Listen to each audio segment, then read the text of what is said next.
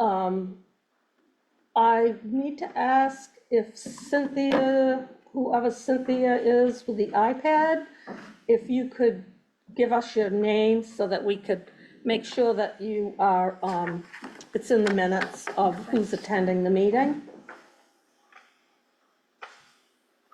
You can send Elizabeth a message if you want. I'm pretty sure it's my mother. You think so? It is, Okay. but we Alright. don't know for sure. Okay. Number 2, approve agenda. Approve, So moved. Second. all in favor? Number 3, approve the minutes from the January 21st and 28th meetings. So moved. All in favor? Oh, did I get a second? Number 4, approve and sign treasurer's warrants. Number 35, So moved. Second. all in favor? Can you Oh, Cynthia's, that was Cynthia's mute, took her off mute. And we have moved 9B, approve and sign USDA Rural Development Disaster Grant up to between 4 and 5. So Darlene can sign it and Let's get at it. skedaddle, yeah. So I would, do I just read this, Marjorie? I don't have to just read it as written? I don't Sure, have to- that's fine. Okay. Be it resolved that the Select Board for the Town of Vinalhaven, Maine approves and accepts in all respects a proposed grant in the amount of $3,011,000 from USDA Rural Development for the fiscal year 2025, calendar year 22 disaster grant project, and authorizes the board chair, town clerk, and/or the town manager to deliver all documents and to take any and all actions necessary to carry into effect such grant funding. So moved. Second. All in favor? So we can record that. And then we have to have this one signed. Oh, I should just have them sign and you can sign it afterwards. This is just the resolution that we just voted on. You could just pass it on.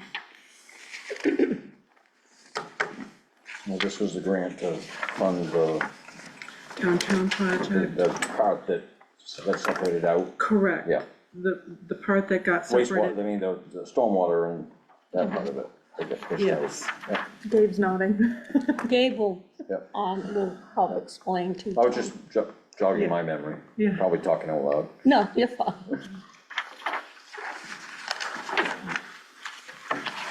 Okay.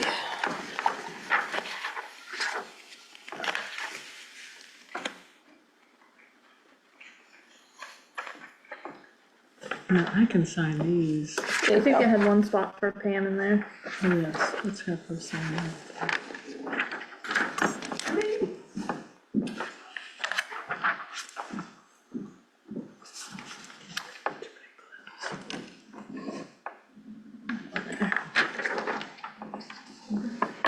Right above your name. Thank you. Right where I put the pretty pink arrow. So just date this, Today. February 25th.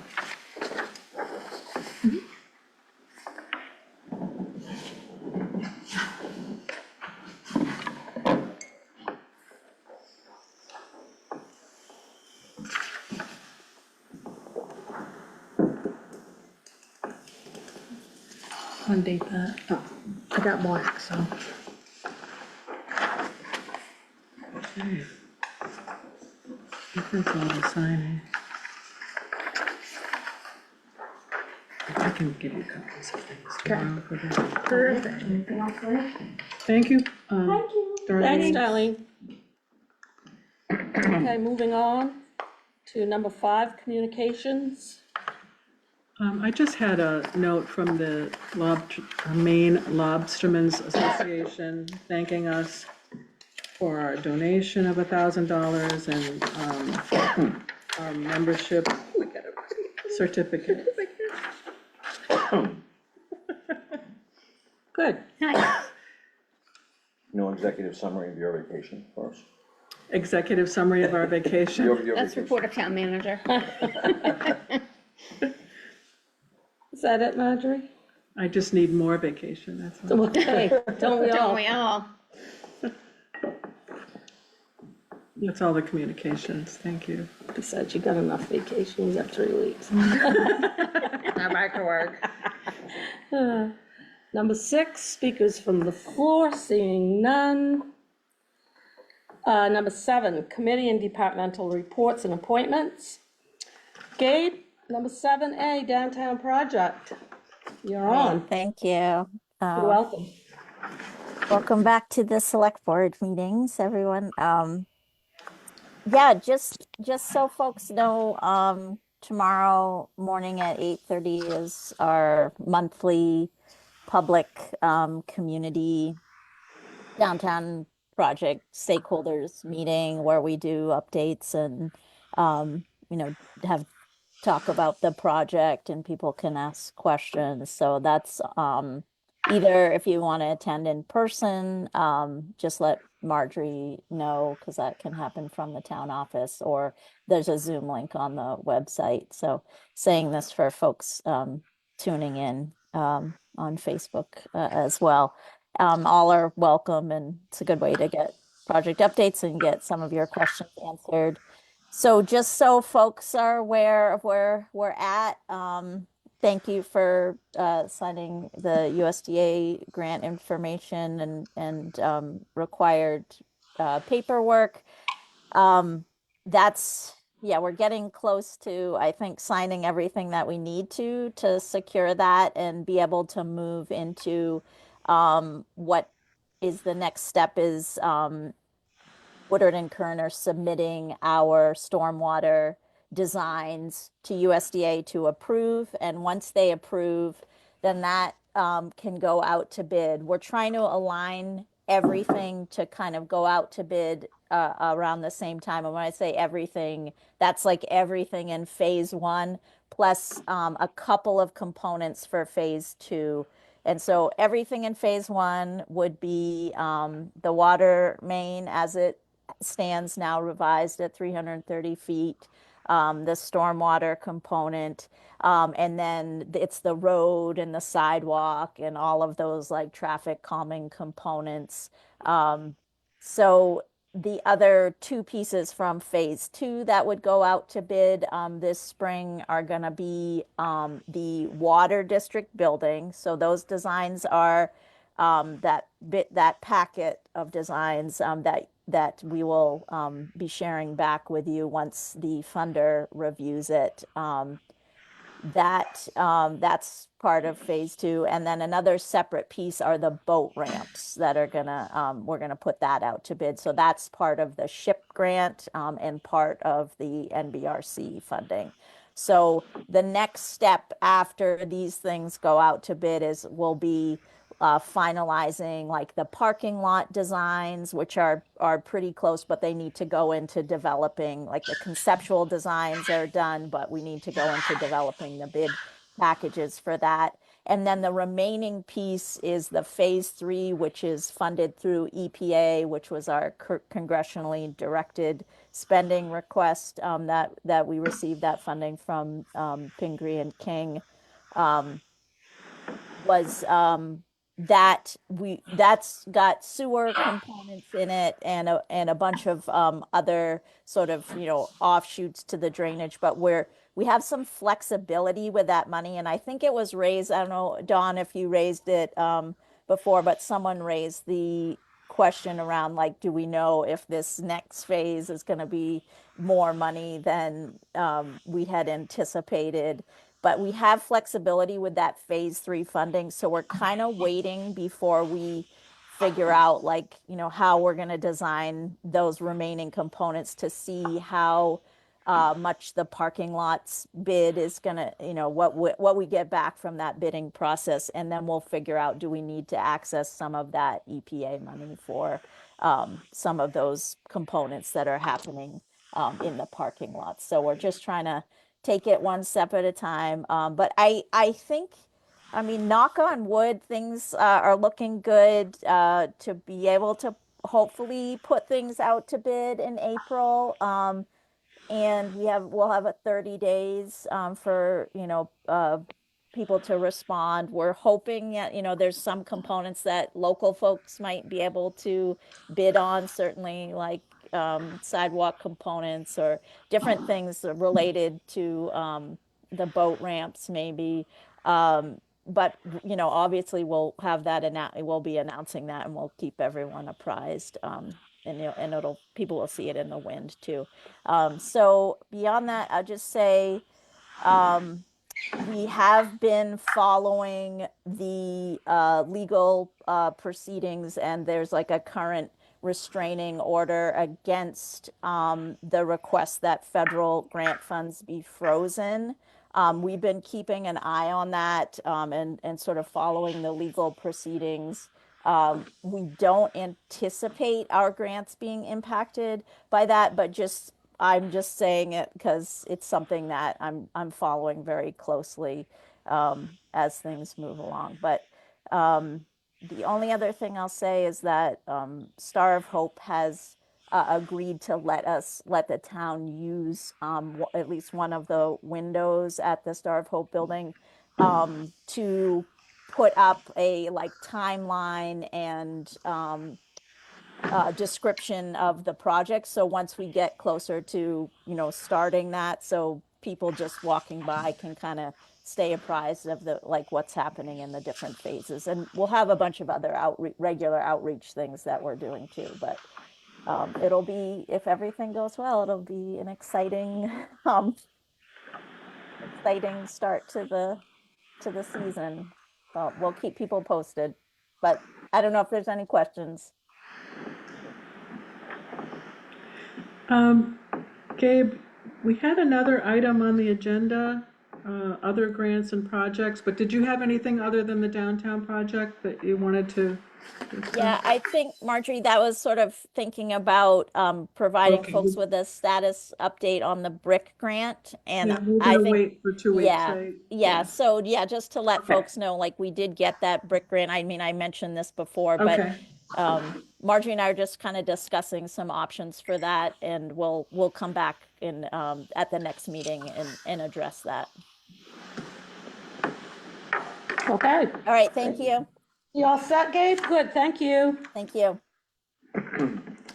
Alrighty. 7C, Maine State Ferry Service Advisory Board Meeting Report.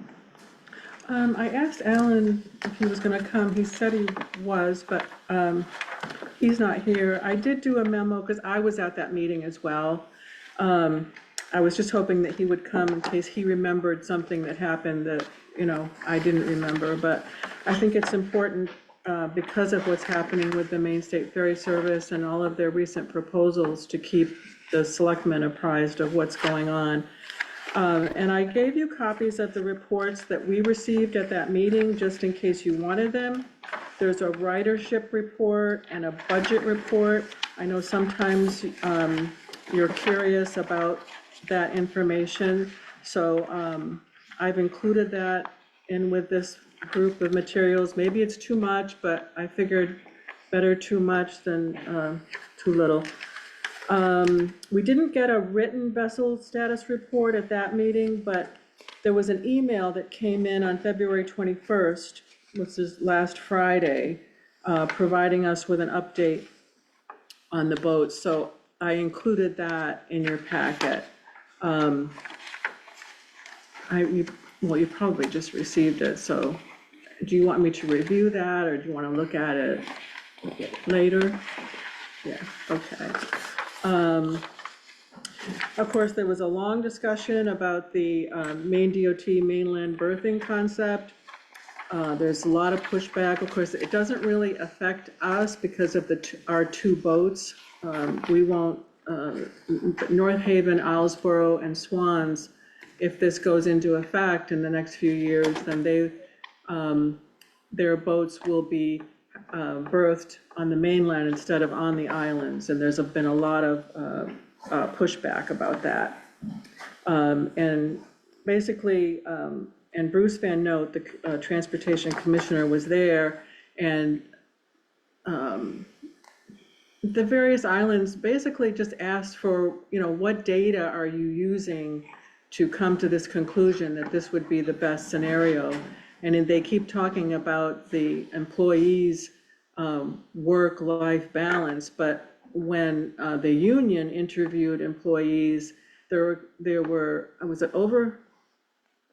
Nobody else was there. Oh, I think it was over 50% of the employees said that this would not be good for them. It would be more of a deterrent, and actually some men would have to quit because their commute, for instance, to Bass Harbor or to Lincolnville would be too much on a daily basis. So it wouldn't work.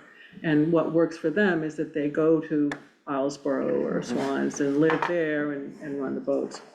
So we've asked Maine DOT for more data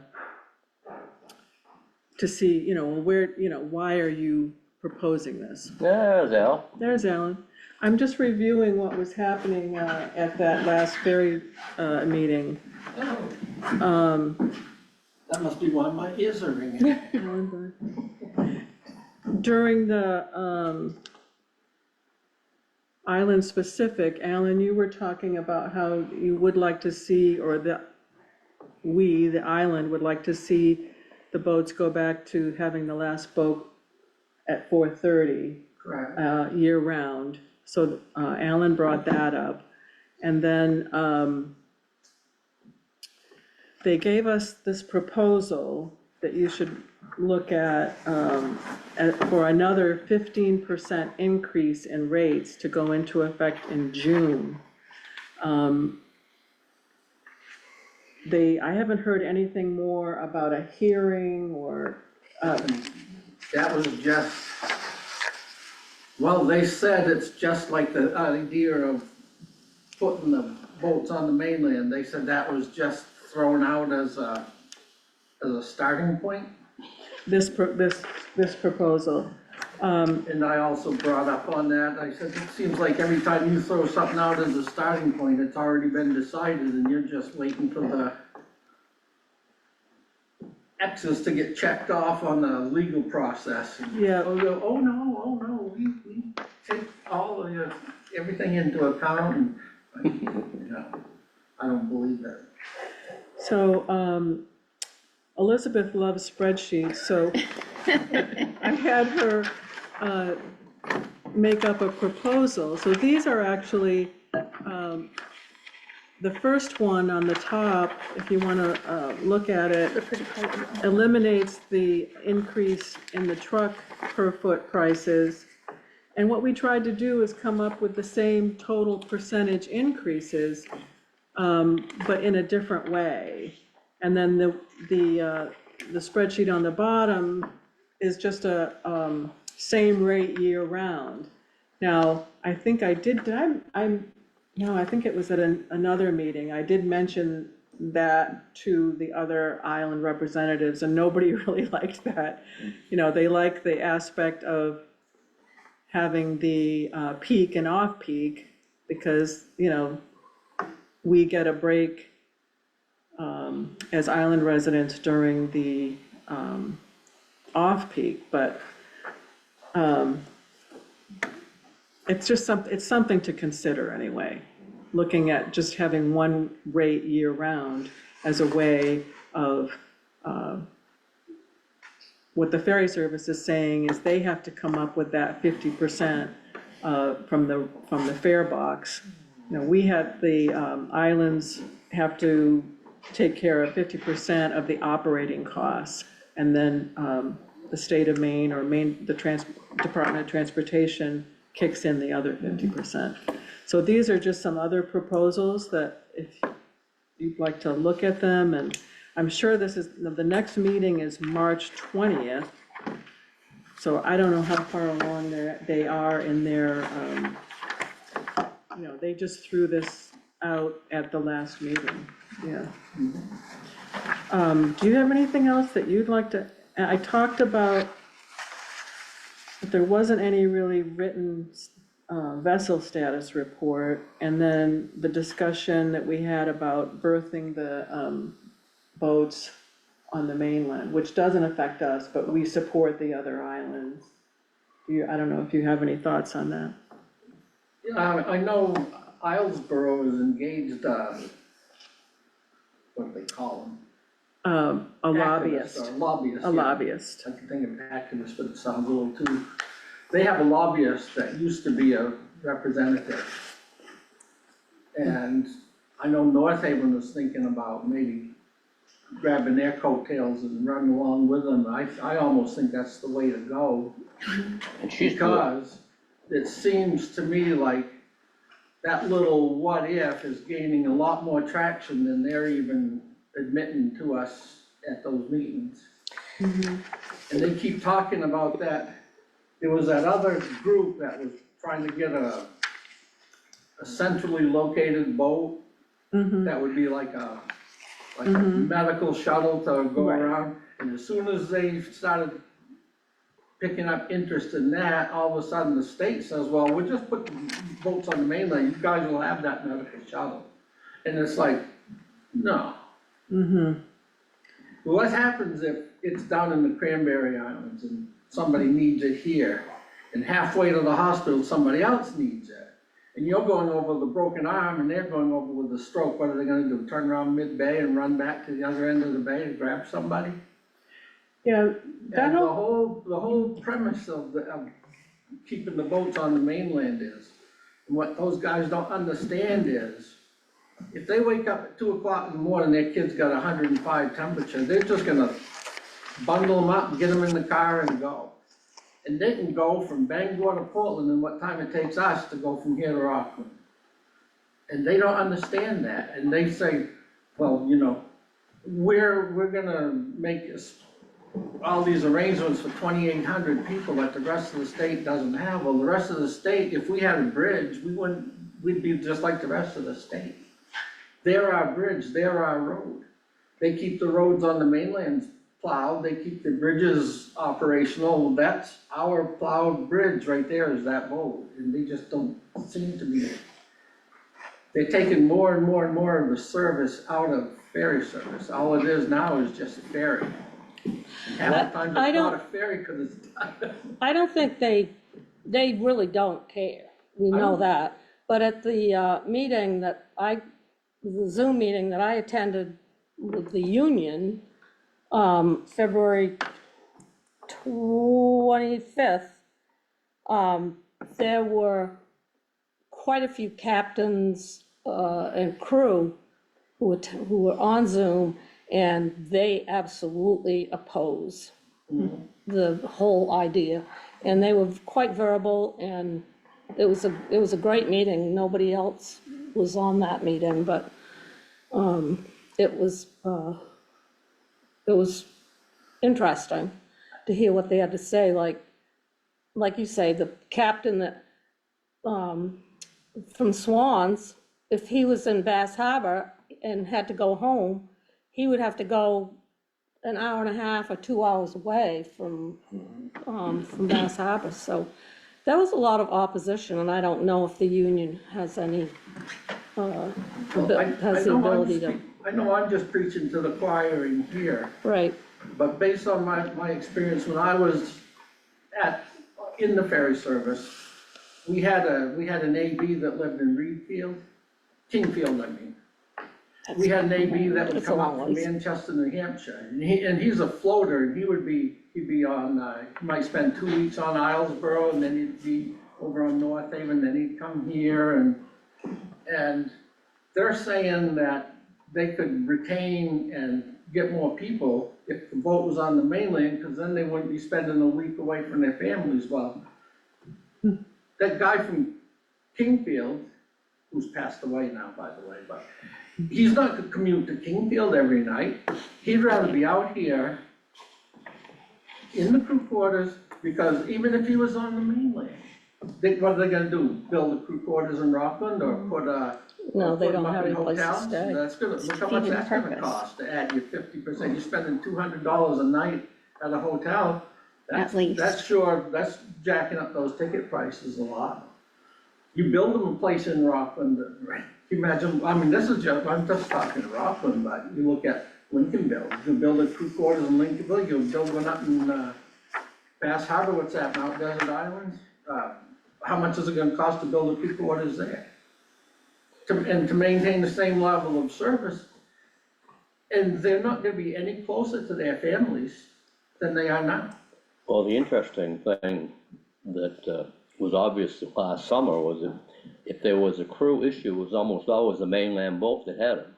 That's right, But- it was our 7 o'clock boat every week that Yeah. was getting canceled. But if you look at last week, I believe it was, and I haven't seen there was a pretty good article, and I'm not sure which paper it was in, I need to get it, on the ferry service, and they talked about expanding the service to Manhegan, and there was a whole bunch of things, and this, Bangor Daily, yeah, the woman that they were referring to, she's on the chairman of the committee on the ferries, on the service. the transportation committee. Yeah, so she seemed to, from what I heard, seemed to be fairly interested in She's listening maintaining to a some good of the service. coastal, the conversations that are coming up along the coast right now. Yeah, Well, on the She last doesn't page of attend our this, meetings. on the last page of this packet, you can see the different bills that are gonna be hopefully introduced. And it says town of Alsboro, but these people are not acting just for the town of Alsboro. Does that mean that this came from? I think Alvaro did the, Senate, did the, Right.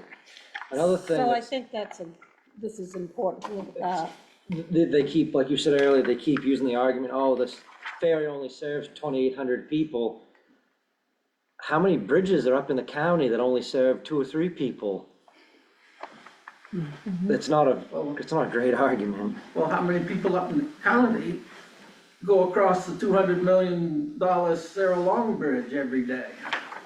None. Yeah, They've probably never seen it in their 80 years of life, they've never been to Portsmouth, New Hampshire, across the Sarah Long Bridge, and it's apples and oranges, it's not even the same thing. and it's not 2,800 people. Summertime, it's 5,000 people. They're looking at permanent main residents is what they're looking at. We got 1,300, North Haven's got 300. Which really isn't, Nichols has got 30. it really isn't accurate though, No. because Not you've got, But that's the number they just picked out, was just, you can Calendar. throw out any number you want, but that's not accurate. Not in the summer. which is why I was thinking that maybe we should be talking with that McDonald, can't think. of- Genevieve? Genevieve Yeah, she used to be, she's the activist that, the lobbyist that Right. Islesboro's hired to. Yeah. And she might be the one that's been talking to the transportation committee and got those people engaged as well. I mean, I thought that was a very informative article. I got more out of that article than I have in a year of meetings with the ferry service. Marjorie, do you have something? Yeah.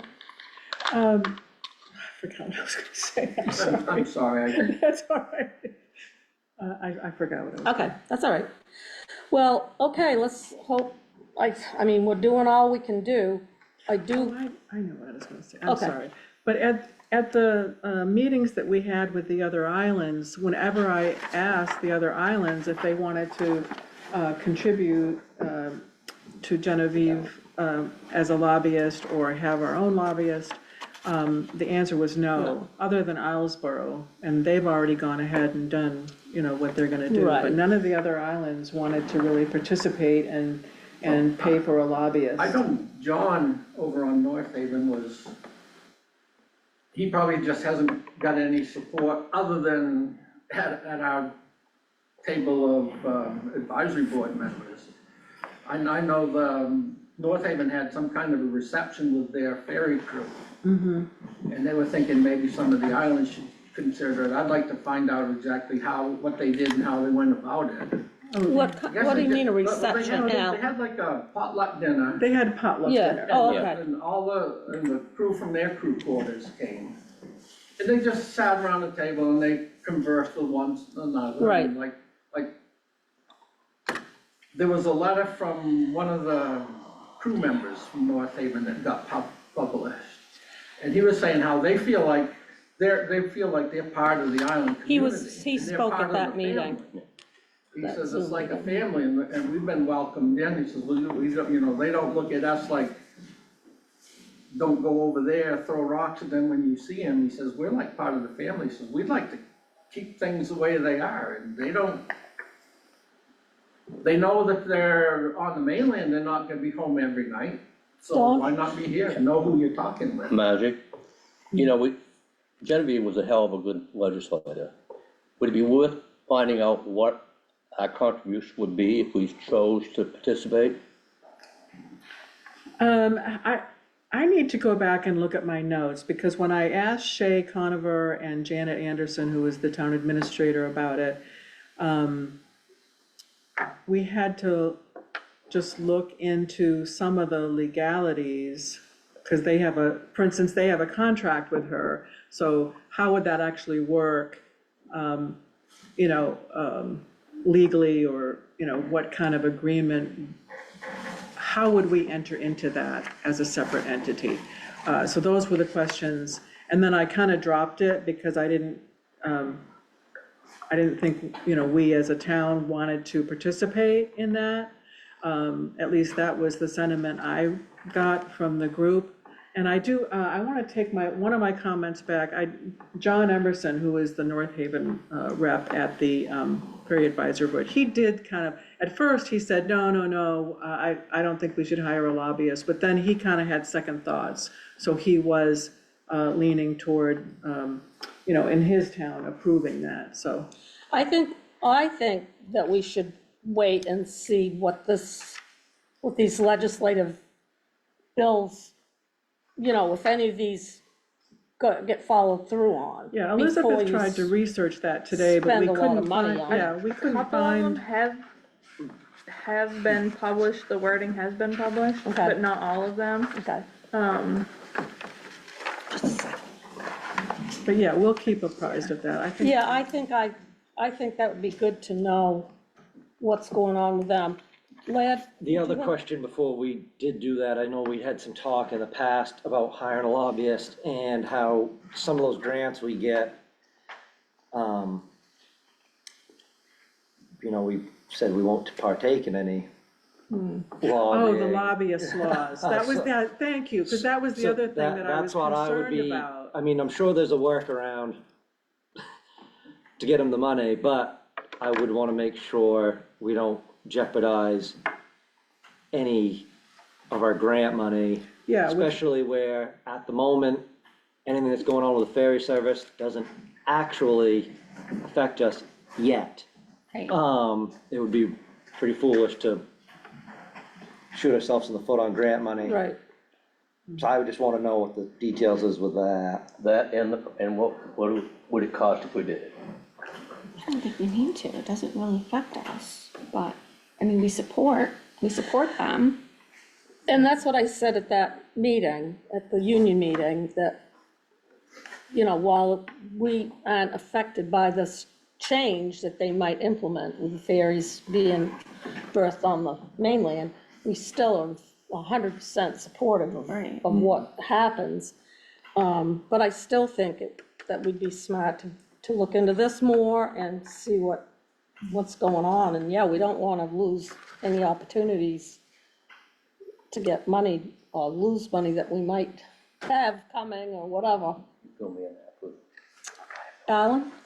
A lot of those grants. The last two advisory meetings we've had, one of our representatives has been attended. I remember Dennis Damon, Dennis used to be a representative, and now He was a he's senator. He's on the board. He was a senator.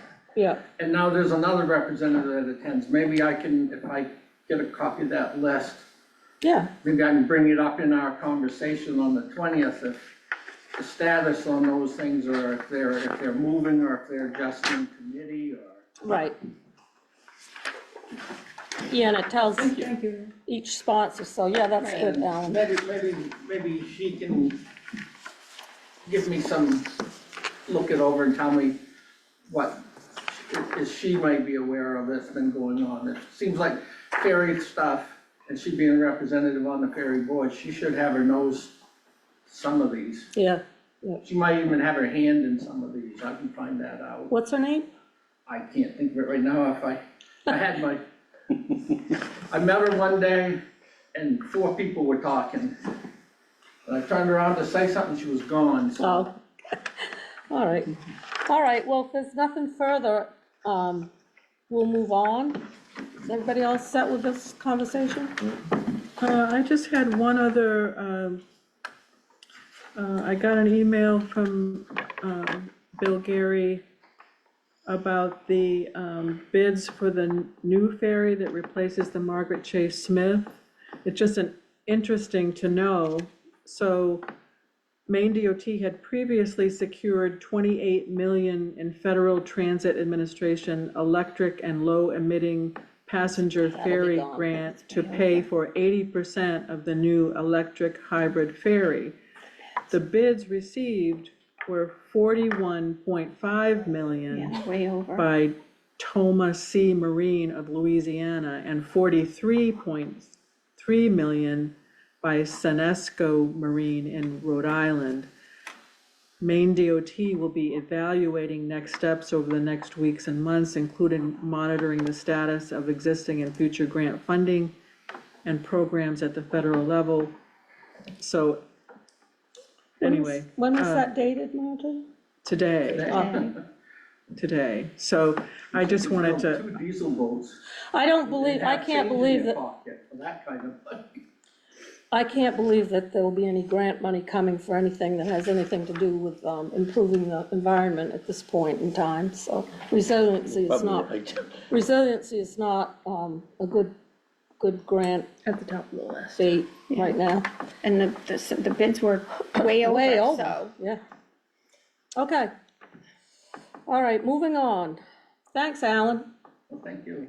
Sorry I Sep- was late, I thought the meeting started at 5:30. Oh, You no, were right on time. yeah, you came in at the right moment. thanks, Alan. 7D, swap shop. This is a report from, Is Pat on? She's not. No.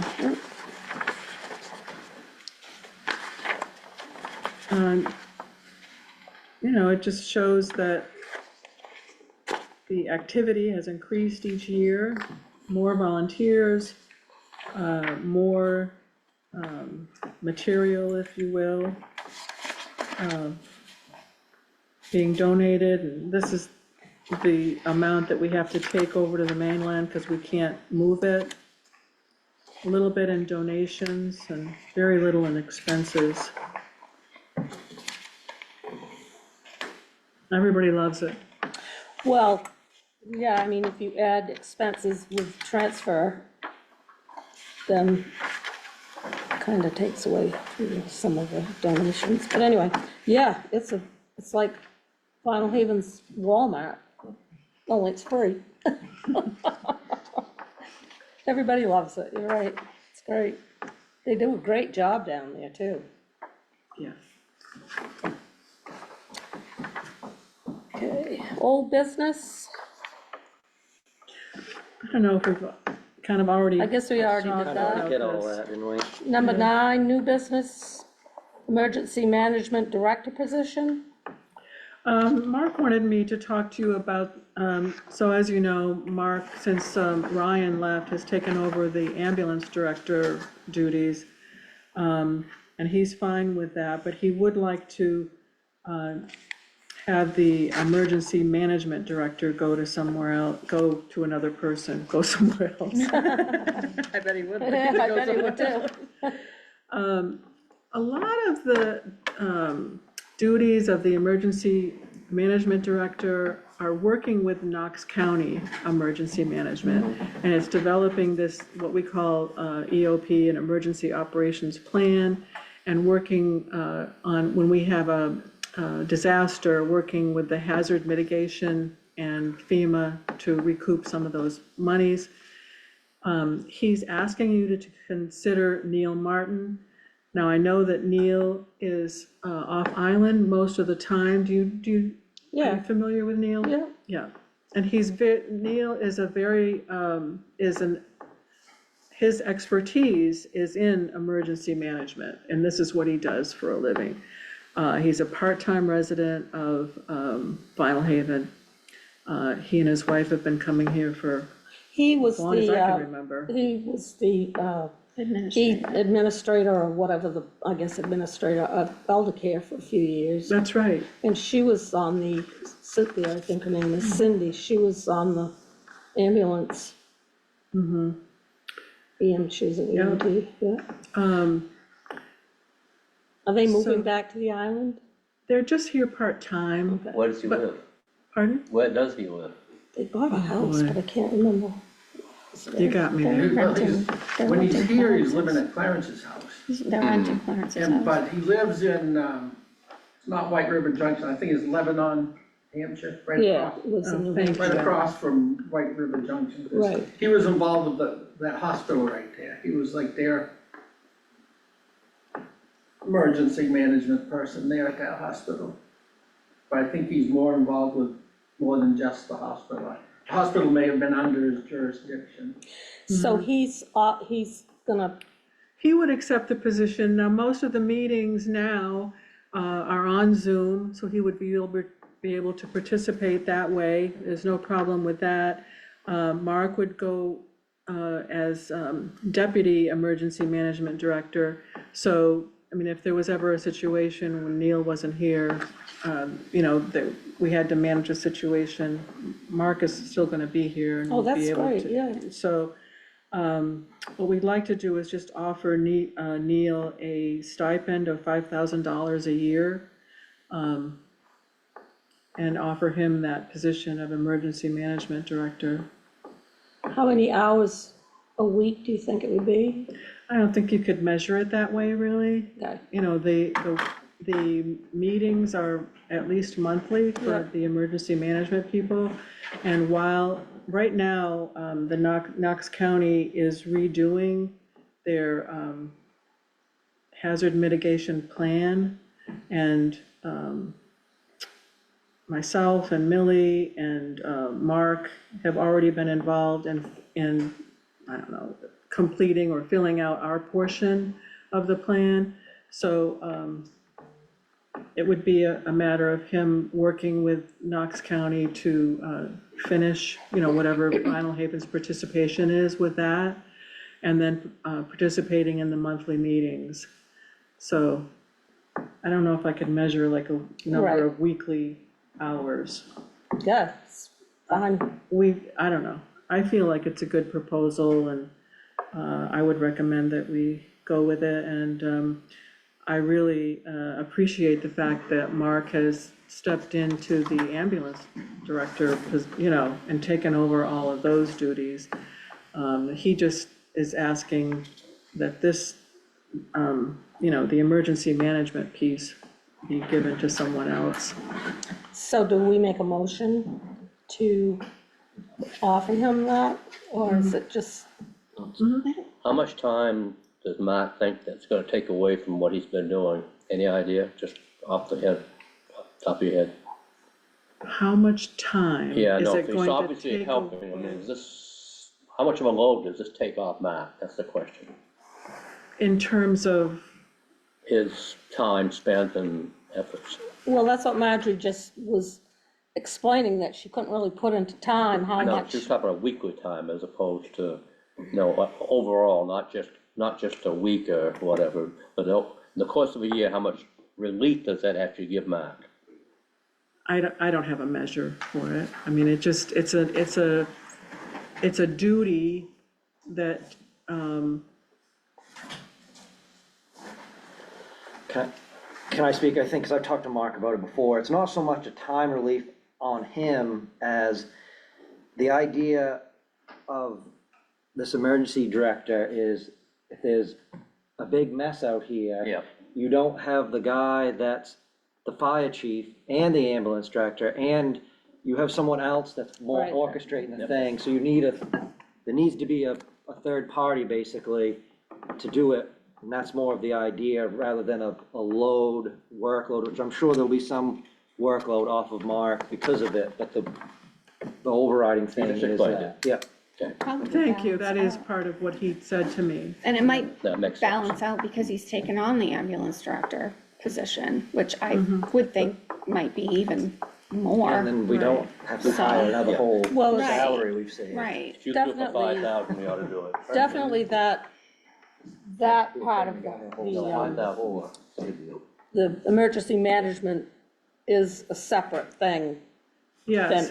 than fire chief or And then, anything yeah, else. It's a another thing that Mark mentioned to me is that this is, in the past, many times the fire chiefs were also the emergency management director, but going to what Lad just said, they're moving away from having that for just the reason that Lad said, that there Right. really should be someone separate. Makes sense. Thank you for, yeah, Okay, yes, it should be a motion. okay.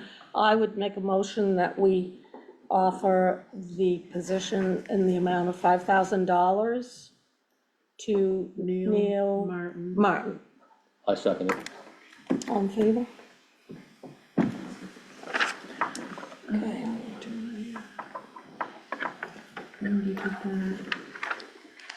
Number 10, budget workshop. Oh, what about the brewery? Oh, I'm sorry. Where the heck did that go? It's like, oh, I put the started C, it. but I didn't finish. Alrighty, sorry about that. Yeah, 9C, the application, for the temporary Special event. special event. Is there something to sign with this? They've all gone to electronic. It's just a thing that this is the fourth Fourth one. one, I think. While you were gone, Madge, I think we did 2, right? Cause you had Did one one at, in January, one at the meeting in January, two this month, in February that were held before this meeting, and then this one. yes. So, there have been some questions about these, and a while ago now, I had the question of, well, why is a microbrewery different, and don't they, if they're serving alcohol, don't they have to get a liquor license? And I did call that agency, and I admit that this was months ago, and they did say that these microbreweries are regulated differently, and I can't, attest to it, I don't remember all that they said, but the woman that I talked to said that she had been out and done an inspection, and that they'd gotten all the permitting that they had to do from the state level. Now, I don't know if that changes since they're in a new location. I can call them again if you have more questions about, their operation now, but as far as I know, they're treated differently because they're this microbrewery. But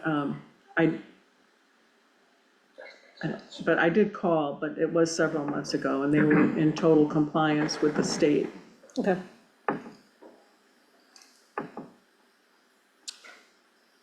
I guess my only opinion is if this is gonna be a reoccurring thing, I think all the other businesses in town that serve alcohol have to get a liquor license. I think they should. I think I'll just have to call and see Yeah, about if it. they 'cause don't I need a don't- liquor license, then, My only question was when does it not become a special event? Like, if you Right. had 4, That's what I mean, if they're doing it every other, yeah. week. well, let Marjorie find out about the liquor license, because if they said that they are fall under a different category, then maybe they don't need a specific liquor license like other businesses do.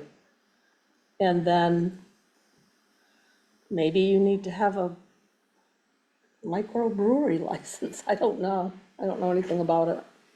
I mean, it doesn't matter to me in one way or the other if as long as to it's keep all, submitting- as long as it's legal, then there's no reason to not allow him to get the permit, right? Well, I just think it kind of sets a precedence down the road. Let's say somebody else finds a loophole for some sort of other, I think I agree like what Lizzie said, if a special event isn't a thing that's, you're doing every month. You know, I'm just talking hypothetically here. Let's say somebody else finds some other loophole and they're not completely legal, but they're legal enough if we give them a, I don't know, I just think if you're gonna do something regularly, you should get a liquor license from the town like everyone else does. Like a winery, they have tasting, they have to get a license. Yeah. Well, that's what they're I doing here. think They're March getting needs that. to call and get the No, I mean, information. they Just have a to have, one-time they have to have a special liquor event, this is license like the they're fourth selling. time they've asked. Right. Where like the winery has, they have a liquor license, so they Do you want me can to just you know, do a do it consensus whenever. and- What When they constitutes get a done, special event? I don't know this. It's my birthday. So, I think we need to just have a consensus of the board to go ahead and have Elizabeth give him the, I mean, it's, We don't need to move and, no, I guess not. You just No, they've, I haven't mean, before. no, they've moved this license anyway, to an online thing, and you just basically go in and say, the board approved it on this date. Right. Approved, and it's no signature, it's, And then Marjorie can get back to us for the next meeting. When do they wanna do Find this? out. March 7th. 3/7 through the 10th. 3/7 through 3/10. So we've got time to go ahead and do some work and determine ahead of time and hold off approval today and wait for the next No, meeting? we're not gonna do that, because we've already given him 3. And Yeah. that's, And to me, this is before your next meeting. and I don't think it's right for us to all of a sudden say, no, you're not gonna get it, because we don't know, it's not fair to the people that have to buy liquor licenses. I don't think that's fair to him. I think we need to find out where the town would stand as far, or what legal, what kind of licenses they need. And then if it's required that he should get a license, then that's fine, but I think for these next 2, personally, I feel that we should just go ahead and approve it, and then wait and see what kind of information Marjorie gets for the next meeting. This is kind of last time that. I'm not saying that, I'm Until we just saying, find out. let's wait until Marjorie gets her information for us, and then the next meeting, we can discuss it further to see if there's some action that the board should take. what did they have for a license when they were down around the corner? That's the one I called about, because I had questions. People asked me, how can they serve liquor Right, in their little Gotcha. outdoor place? Yeah. And I called the state, and the woman I talked to said that they were in total compliance, that microbreweries are treated differently, and that she had been out and done an inspection, and that they were in total compliance with this, on the state level. But this was several months ago when they were at that other Okay, I location. gotcha. maybe it's changed because he's in a different place. I think this might be the same type of thing they got for 4th of July. the 4th of July, Yeah. like just a tasting or a. Right, I know it says taste testing event, so, it's a tasting, right? yeah. I don't know. I only remember that she specifically said that these microbreweries are treated differently than, Okay, well, in 2 weeks, Marjorie probably will be able to find I'll out call them again and get some some more information. information. But that's what I would recommend, that we do, not refuse Right. and No, get that that wouldn't- info. Yeah, for this one, I would agree, especially we haven't, maybe if we'd had a meeting early, if we were gonna have another meeting in between now and then, but we're not, so it's fine, then we'll just figure out moving forward. Okay, number 10, budget workshop. I haven't done anything. Good. I know. You I mean, that's not true. mean you didn't come back and? I've done the first run of departmental budgets through to the transfer station. Millie and I got together today, so I'll be able to finish that one up, the Public Works. So there really aren't that many left to complete. The Budget Committee is meeting next Tuesday. I believe. So things are pretty well along in terms of, creating the new budget, you know. Good. So I think, we're in good shape. I did a lot of work before I left. So, Good, okay. All right, then we will move on to 11, report of town manager. I did want to let you know that there was one line item I'm talking about the current budget now, the 24-25, where we raise money to pay for the hydrants and we pay main water. It's about 80,000 a year. There, you know, with the increase in the water rates, that bill went up. And I did not anticipate that in the last budget. So for this fiscal year, that's gonna be overspent by about $9,000. So that's, you know, my bad. I just didn't anticipate the increase. Fine. But anyway, I just wanted to make sure that you knew about that. They are what is that organization? The Celebration Committee. The Celebration Committee has let me know that they're gonna do fireworks this year. They're gonna use the reserve funds that we have set aside. And I do remember that the town does sign this agreement with the fireworks company, but I just wanted to make sure that that's okay with everybody, that we continue to pay for it through the town, and that the town signs the agreement with the fireworks company. That's all, you know, no objections to that. Okay. And I still haven't heard anything from the county. I have to touch base with them again as far as the deputy contract. I mean, we don't have a contract at this point, and they have a new administrator, and she said that, or what do they call that, county, Commissioner. not the commissioner, isn't she the counny administrator? Administrator. They have a new Yeah. commissioner too, though.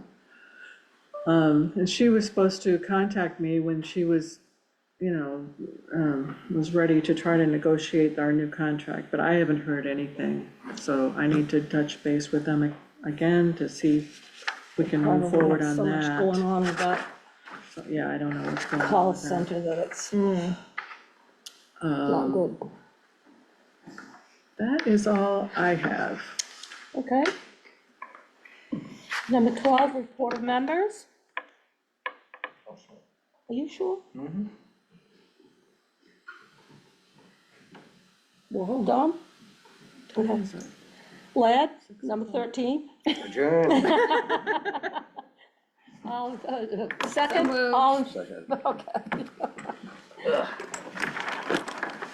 Lad always likes to get that one